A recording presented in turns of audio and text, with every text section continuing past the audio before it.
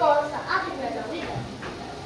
Dahil dito, makakaroon tayo ng mainit at malinsangan na panahon na may maaraw hanggang bahagyang na maulan. Sa hapon o gabi, posibleng isolated o panandaliang pag-ulan at pagulog at pagkidlat, lalo na sa upland o coastal areas.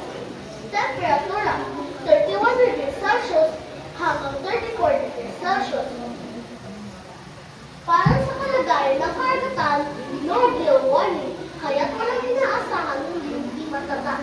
As na alon ang dagat na slide to moderate, kaya pinapayagan ang maliliit na sasakyan pagdagat na pumalaot, gayong paman patuloy na mag-ingat.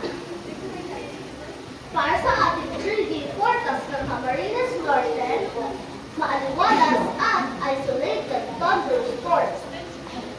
March 14, 20 degrees Celsius hanggang 32 degrees Celsius. March 15, 23 degrees Celsius hanggang 32 degrees Celsius.